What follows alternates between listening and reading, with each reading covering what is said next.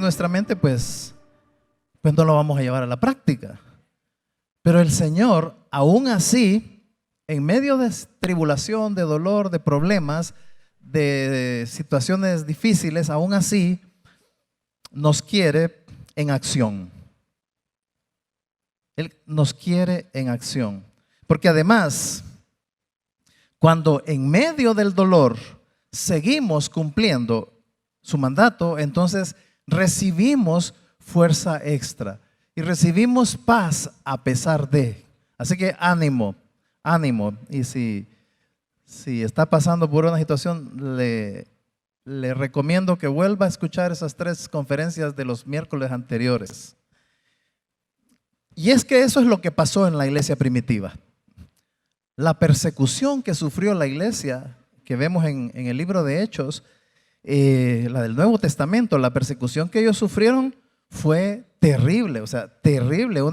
Cuando uno lee descripciones de lo que pasaban ellos, personal, su familia, como iglesia, era increíble. Y eso sucede con hermanos hoy en día que están sufriendo persecución hoy en día en países musulmanes, países, en otros lugares, ¿verdad? Por eso fue precisamente Pedro quien escribió 2 cartas a los que sufrían. Primera y segunda de Pedro las hizo pensando a los que estaban sufriendo por la persecución. Él podía edificar la fe de los que sufren porque él fue el zarandeado. El zarandeado a quien Jesús le dijo que iba a ser zarandeado. Así que cuando sufras, no olvides, esto es lo que uno tiene que guardar, no olvides que Jesús está rogando que tu fe no falte. Eso es lo que no hay que olvidar. Hoy vamos a ver otra cosa que afecta a ese cumplimiento de la Gran Comisión, y es cuando crecemos muy despacio. Cuando estamos creciendo muy despacio. Les voy a decir, no podemos darnos ese lujo. Nadie aquí se puede dar el lujo de estar creciendo despacio. Así que vamos a orar porque vamos a pedirle a Dios que hoy sea un tiempo de decisiones, de esas decisiones que empujan la Gran Comisión. Por eso vamos a orar y no nos vamos a salir de aquí hasta que nos digan, ya váyanse, vamos a apagar la luz. Hasta entonces nos vamos a ir. Oramos. Señor, gracias por esta tarde, esta noche, Señor. Venimos expectantes para ver qué es lo que tienes preparado para nuestra vida personal y nuestra vida como iglesia, Señor. Sabemos que es bendición tras bendición. Queremos ser enseñables, Señor. Muchos necesitamos esto que vamos a oír, que tu palabra nos rete, nos empuje a un mayor crecimiento del que hayamos tenido hasta el día de hoy. Usa este tiempo, Dios. Te lo pido en el nombre de nuestro Señor Jesucristo. Amén y amén. Hay un pasaje que está aquí en el Nuevo Testamento que no podemos evadir, no lo podemos hacer hacia un ladito, porque es un pasaje otro de esos pasajes que nos describe o no nos está describiendo, una de dos. No hay más opciones. Me gustan esos versos que a uno lo dejan sí o no, y que no es un menú de opciones. Esos me encantan, porque me ubican, me dicen, bueno, ¿estás aquí o no estás? Y ese pasaje está en Hebreos 5, verso 11 en adelante. Lo leo todo el pasaje. Acerca de esto, tenemos mucho que decir y difícil de explicar, por cuanto os habéis hecho tardos para oír. Porque debiendo ser ya maestros, después de tanto tiempo, tenéis necesidad de que se os vuelva a enseñar cuáles son los primeros rudimentos de las palabras de Dios. Y habéis llegado a ser tales que tenéis necesidad de leche y no de alimento sólido. Y todo aquel que participa de la leche es inexperto en la palabra de justicia, porque es niño espiritualmente. Pero el alimento sólido es para los que han alcanzado madurez, para los que por el uso tienen los sentidos ejercitados en el discernimiento del bien y del mal. Este es un pasaje que dice bastantes cosas, pero nos vamos a concentrar en las básicas. El escritor de Hebreos, pues algunos sospechan que es Pablo, pero Pablo le gustaba firmar siempre sus cartas. Otros suponen que es Apolo. A mí me gustaría que hubiera sido Apolos, ojalá, ¿verdad? Porque Apolos era mis respetos. Pero el asunto es que el escritor de esta carta dice algo triste. Se lo voy a parafrasear. Ese escritor le estaba diciendo: miren, tengo tantas cosas que enseñarles, pero no es fácil, porque ustedes son lentos para aprender. A estas alturas, ustedes ya deberían de estarla enseñando a otros más bien. Ha pasado suficiente tiempo desde que son salvos, que no puede ser que haya que estarles enseñando estas cosas otra vez, las cosas básicas. Ese es el sentido del escritor en ese momento. Se siente, ay, no sé qué pasa, a estas alturas ya deberían ustedes más bien estar enseñándole a otros. Y tienen necesidad que uno se las esté enseñando. Y aún así es difícil explicársela. Ustedes son tan lentos para aprender. Vamos a contrastar con lo normal. ¿Qué sería lo normal según lo vemos en el Nuevo Testamento? Lo normal según la Biblia, no lo normal según las estadísticas, ¿ok?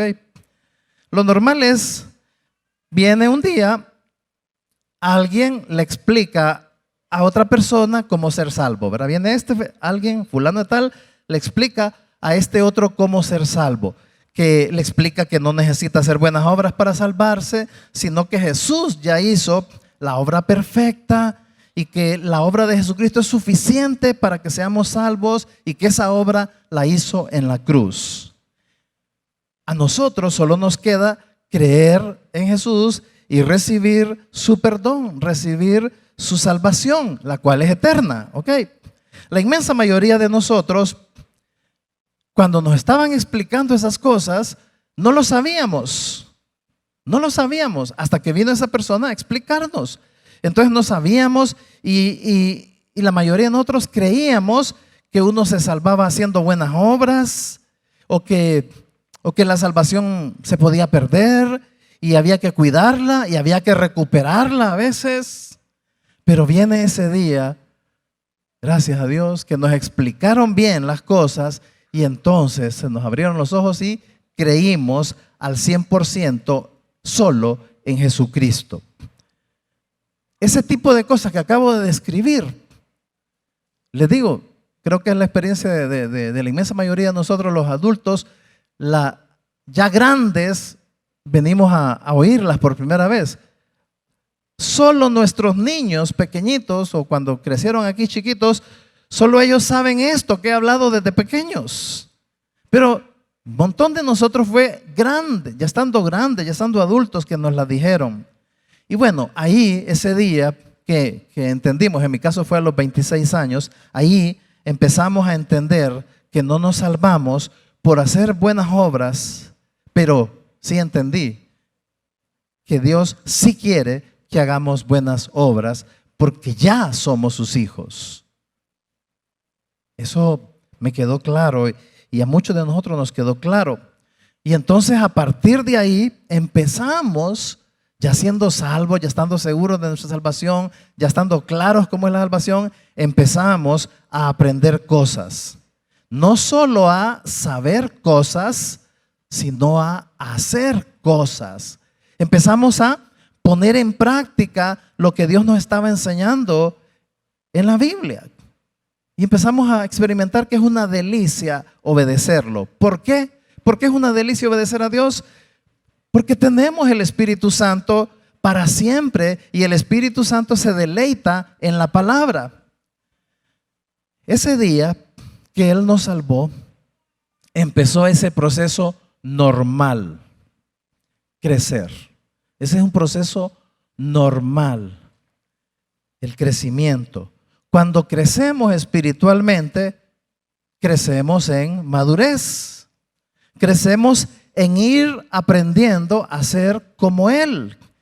Ese crecimiento Dios lo da, pero Él usa nuestras decisiones. Y ahí se combinan. Entonces, yo decido exponerme a su palabra, yo decido meditarla, yo decido obedecerla, yo decido aprenderla junto a otros, y entonces el Espíritu Santo usa todo eso para darme crecimiento.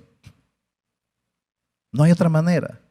No hay otra manera de crecer espiritualmente. Solo Dios da el crecimiento espiritual y solamente usa esos medios que describí. La palabra, la iglesia, el edificarnos, la oración, ¿verdad? Y aquí está el punto más importante que vamos a ver hoy. Él nos da crecimiento espiritual para ser más efectivos cumpliendo la gran comisión. No es para que yo crezca nada más. Es que quiero que Tavo sea maduro. No es solo porque quiere que crezca, porque quiere que sea maduro. Es para qué. Y Él nos da crecimiento espiritual para ser más efectivos cumpliendo la gran comisión. Para que entonces podamos hacer discípulos que hacen discípulos. En el mandamiento de la gran comisión que está ahí en Mateo 28, Jesús dice que vayamos a hacer discípulos y nos dice cómo, ¿verdad? Enseñándoles lo que Él nos enseñó. Y no se trata solo de venir y enseñar teóricamente a otros, que ponerlos en un aula con una pizarra y papel y llenar, no, sino que también les enseñemos siendo ejemplo a esos de lo que estamos aprendiendo, de lo que les estamos enseñando. Explicárselos y modelárselos, eso es enseñar.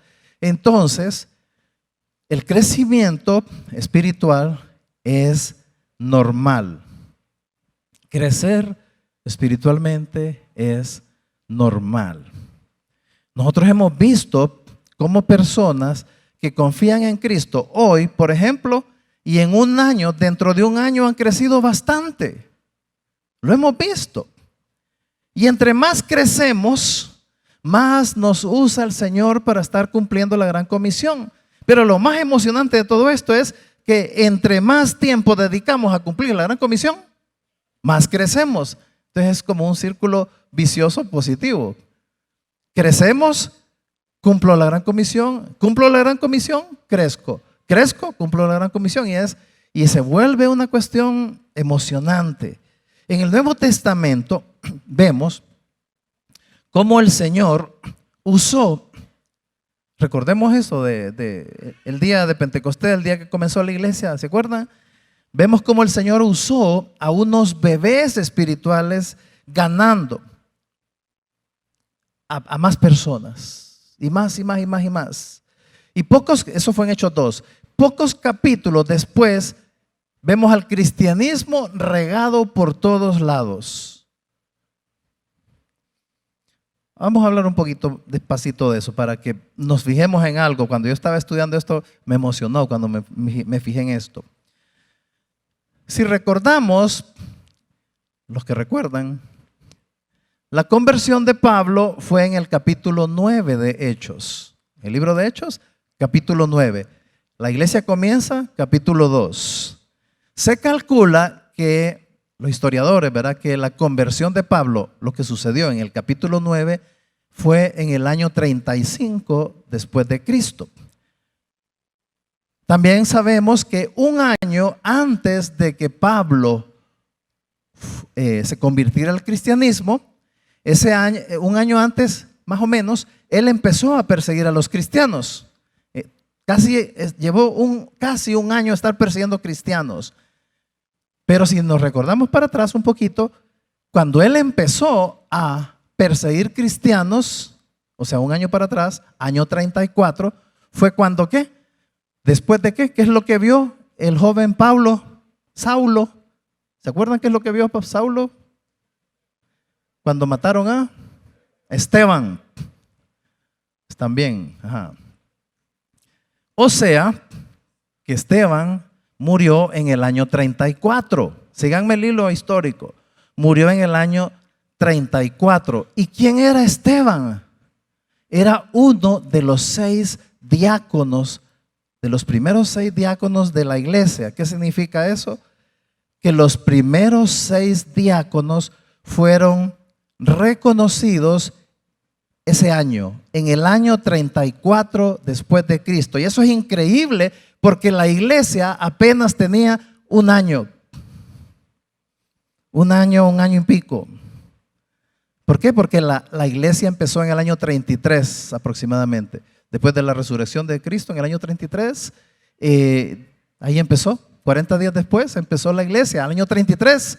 El año 34 ya tenían 6 diáconos en un año.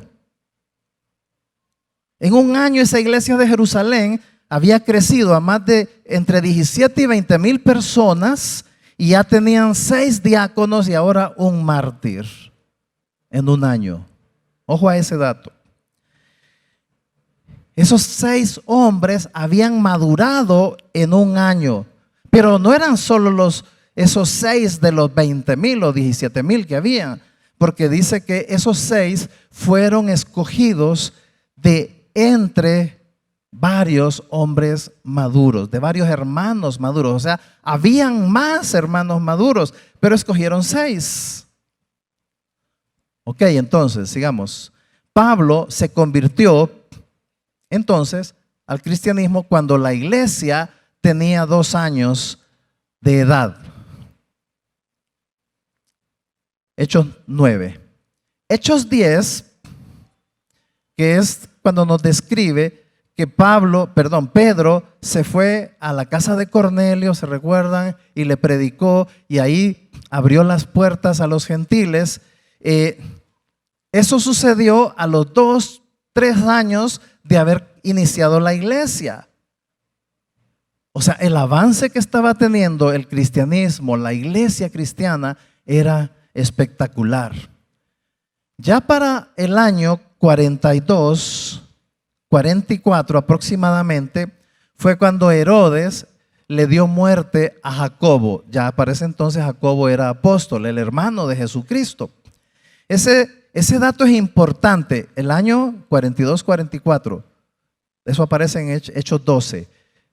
Ese dato es importante porque en ese mismo año sucedió lo que dice Hechos 11, 29 y 30. Se los leo. Dice: los discípulos de Antioquía enviaron una ayuda a los hermanos de Judea y la enviaron a los ancianos por manos de Bernabé y Saulo. Estamos hablando del año 42. Estamos hablando de 9 años de existir la iglesia cristiana. Y ya habían varios ancianos. Ese es el dato interesante. Enviaron la ofrenda y se la enviaron a los ancianos. No se refería a los apóstoles porque a los apóstoles siempre se les menciona como apóstoles. O sea, ya habían varios ancianos. Pero algo más interesante y espectacular, y uno puede seguir viendo estos datos que voy a mencionar ahorita. El primer viaje misionero. El primer viaje misionero, síganme por favor. El primer viaje misionero fue en el año 46-48. Históricamente ahí está ubicado, el año 46-48 después de Cristo. El tal viaje misionero solo consistía en 2 personas. Pablo y Bernabé arrancan, ¿verdad? Y para ese entonces la iglesia de Jerusalén ya tiene unos 13 a 15 años de existir. ¿Por qué en solo 13, 15 años esta iglesia de Jerusalén estaba haciendo tanto y tan amplio? Por su crecimiento espiritual que estaban teniendo ellos. Por el crecimiento espiritual. Pero sigamos entonces a Pablo y a Bernabé. Ellos, según Hechos 13, todo esto lo pueden leer ustedes de Hechos 13 en adelante, salen de la iglesia de Antioquía, allá por Siria, ya no están en Jerusalén. Ahí está un mapa. Para ese entonces, si alcanzan a ver, aquí abajo dice Judea, Samaria, Galilea, por ahí está Jerusalén, ahí abajo, y allá arriba, en Siria, está Antioquía. Ojo ahí, Antioquía se llegó a convertir en un centro bien importante dentro del cristianismo, de donde se regó el cristianismo. Hechos capítulo 13, año que les dije, 46, 48. Según el mapa, déjenme el mapa por favor, para que la gente me siga. Salen de Antioquía y se van a Chipre, la isla que está aquí. De la isla esa, atraviesan la isla y se van, cruzan el mar y llegan a tierra firme otra vez y llegan a Perge. Y de ahí suben hasta otra Antioquía que se llama Antioquía de Pisidia. Es otra, es diferente, es otra. Ahí en esa Antioquía Pablo predicó y ganó a muchos gentiles. Y después de eso se fueron para Iconio. No se vayan a aburrir porque de ahí viene lo importante.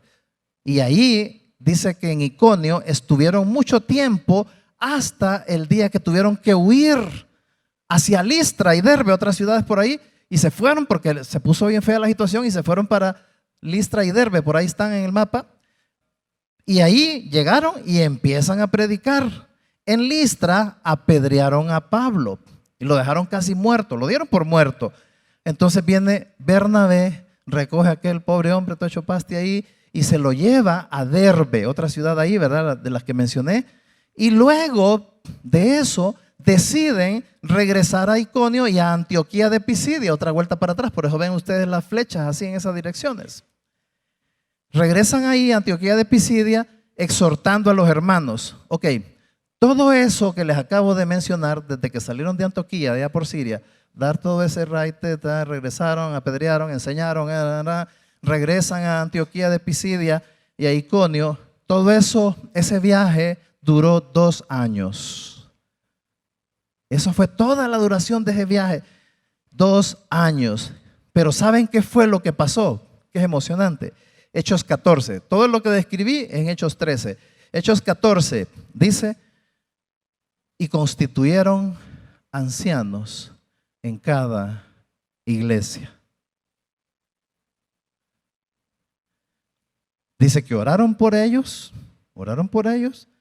y se regresaron a Antioquía de Siria, de donde habían salido. ¿Por qué les menciono todo esto? Porque en poco tiempo habían diáconos y ancianos por todos lados, en poquito tiempo. A medida que la gran comisión se cumpla o se cumplía, la gente estaba creciendo en carácter y entonces se les reconocía como ancianos y como diáconos, y entonces una vez reconocido, la gran comisión agarraba más empuje.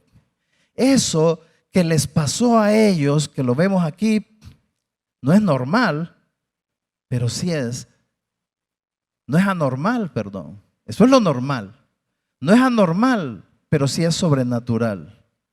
Por eso, cuando uno ve eso que vemos aquí, no nos ayuda a pensar, sí, es que así eran ellos. Nah, lo que pasa es que, y poner algo para que nos diferencie y nos distanciemos de esos hechos históricos que están ahí.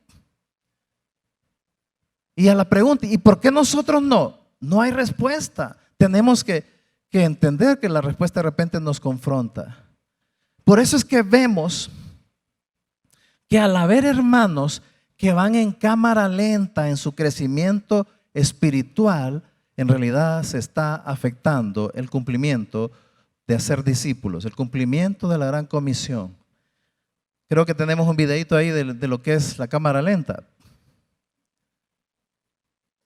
Ay. Hasta el pelo les hace. Qué rico, ¿va? O sea, ojalá uno pudiera correr así. Ay, qué rico. Es rico, es cómodo ir ahí en cámara lenta, pero en lo que es crecimiento espiritual, no podemos ir en cámara lenta, porque esa comodidad afecta la gran comisión. No tenemos tiempo para andar creciendo despacio. Entre más nos tardamos en crecer, Por un lado, nosotros sufrimos por la inmadurez. Tomamos malas decisiones, tenemos malas reacciones, somos fácil presa del diablo, fácil presa del pecado. O sea, nosotros perdemos en lo personal si estamos creciendo allá en cámara lenta. El autor de Hebreos está diciendo que ya, o sea, al momento en que está escribiendo él está diciendo ya es tiempo de que ustedes sean maestros de otros. Y eso se puede decir de muchos hoy en día. Da pesar por sus vidas y da pesar porque la misión de hacer discípulos se retrasa. Se retrasa. Yo les pregunto, ¿estás creciendo? ¿Estás creciendo espiritualmente? ¿Tu crecimiento espiritual es proporcional al tiempo que llevas de ser salvo? ¿Sí o no?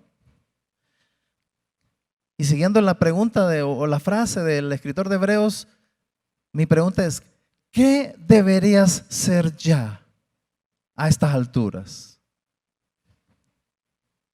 Algunos ya llevan tiempo en la iglesia y no han crecido. Llevan un buen rato en la iglesia y no han crecido lo que deberían de haber crecido. Yo creo que eso sería casi como el síndrome del Chabelo espiritual.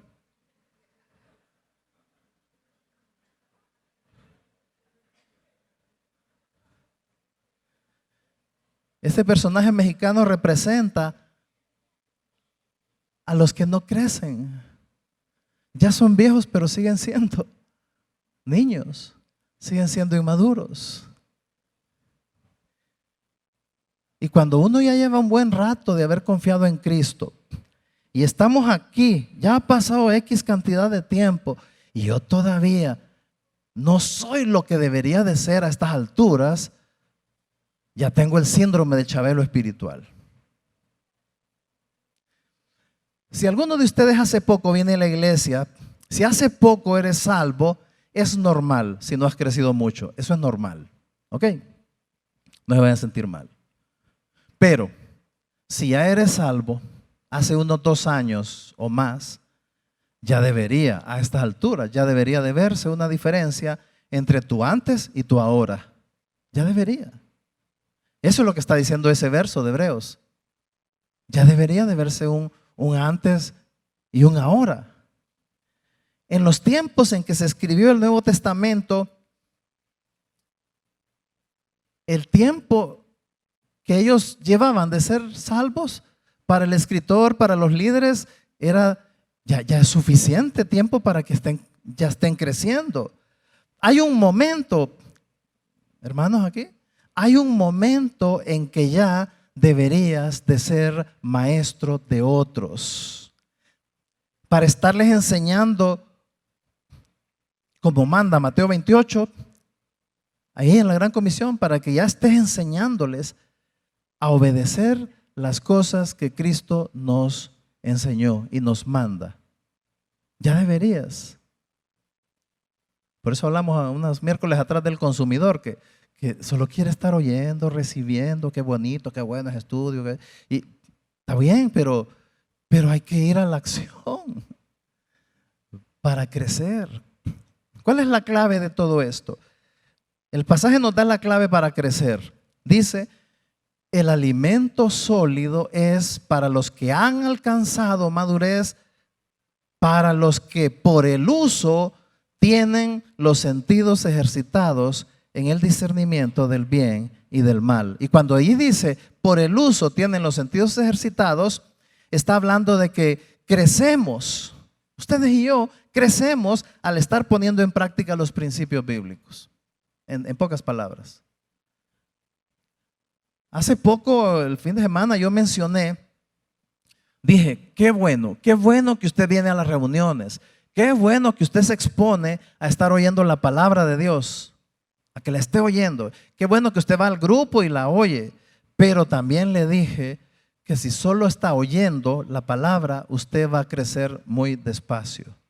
Si solo la oye y no la pone en práctica, Santiago dice algo. Santiago 1:22 dice, no solo escuchen la palabra de Dios, tienen que ponerla en práctica. De lo contrario, solamente se están engañando a sí mismos. Duro.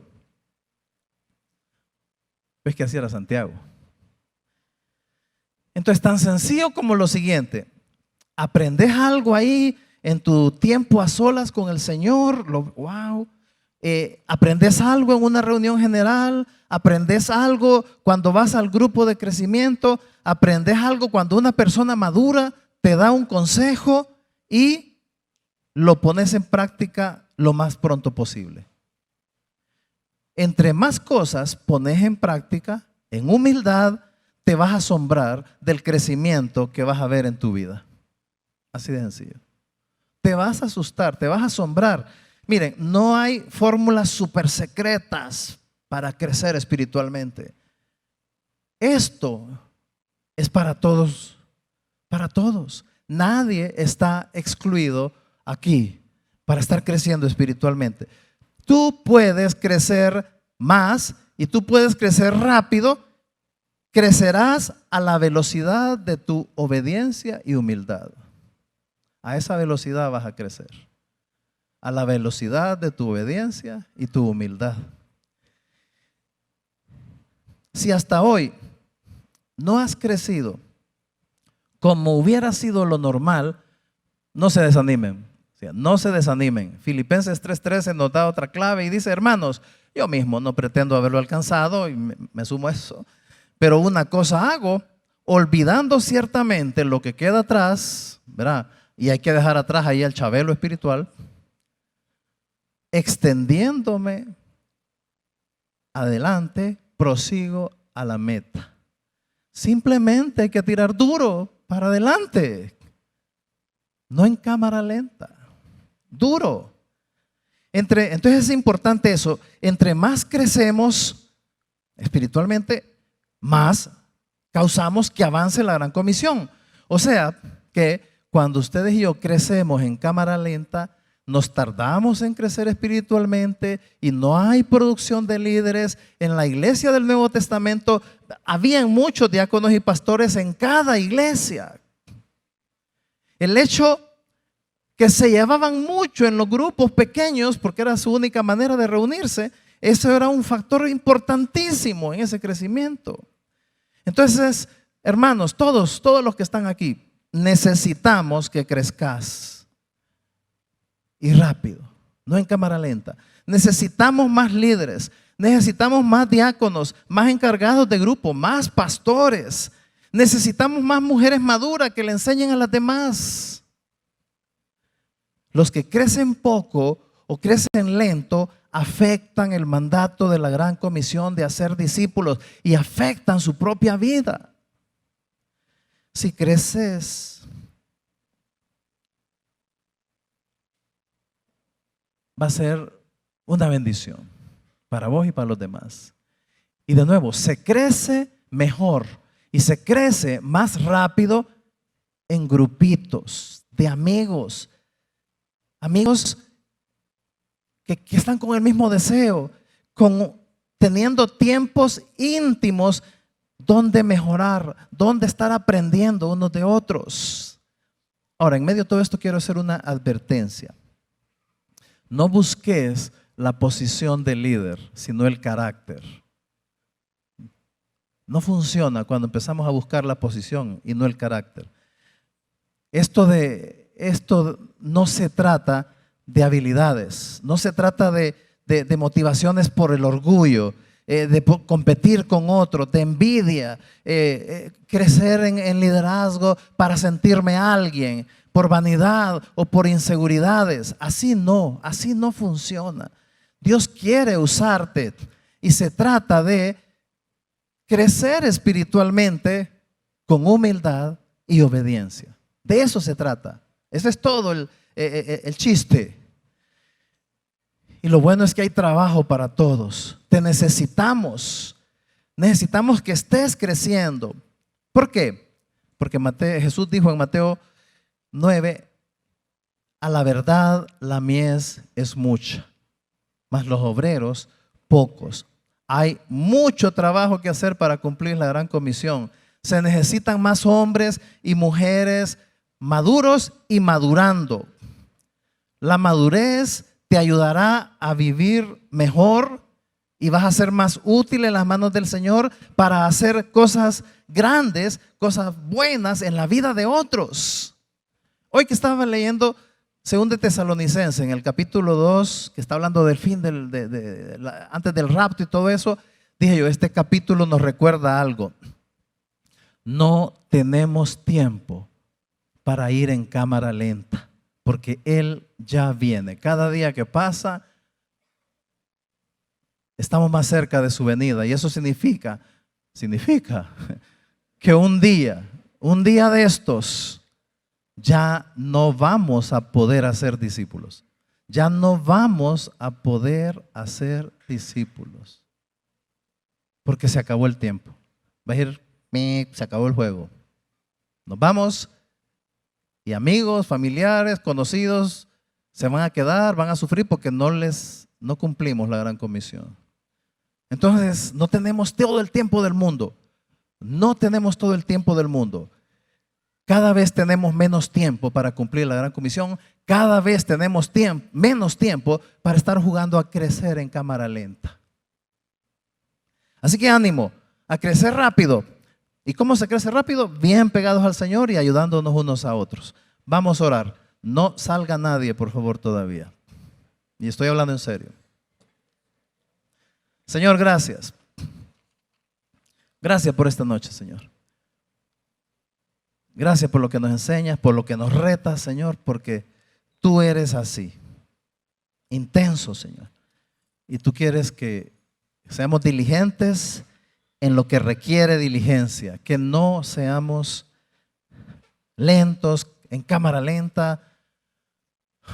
Hay tanto trabajo y tenemos cada vez menos tiempo. Señor, levanta ese estándar del deseo de madurez en todo, Señor. Que nadie diga, sí, que bueno para los demás. Cada uno de nosotros tiene que crecer más para tu gloria, Dios, y para ser usado grandemente en la gran comisión. En el nombre de Jesús. Amén y amén.